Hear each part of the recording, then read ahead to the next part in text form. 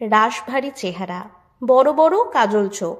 Bullet Sarojini ধারাবাহিকে রাগিনী চট্টোপাধ্যায়ের এমন একটি লুক দর্শক ইতিমধ্যেই দেখে ফেলেছেন।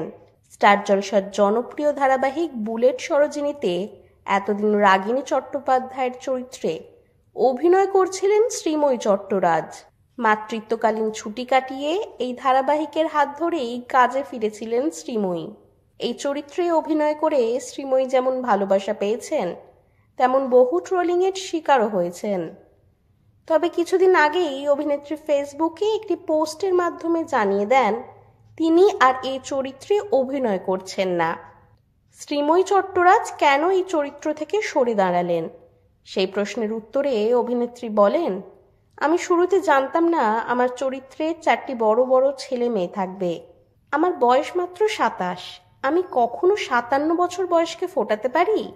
ফলে অভিনয় করে কিছুতেই তৃপ্তি পাচ্ছিলাম না। দর্শকদের মনে প্রশ্ন জাগছে, রাগিনীর চরিত্রে তবে এবার কে আসছেন?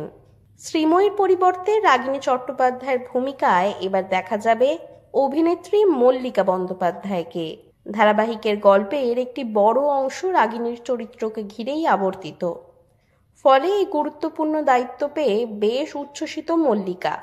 সংবাদ মাধ্যমকে দেওয়া এক সাক্ষাৎকারে মল্লিকা বলেন, আমার কাছে ভালো চরিত্রে অভিনয় করাটাই সব থেকে গুরুত্বপূর্ণ।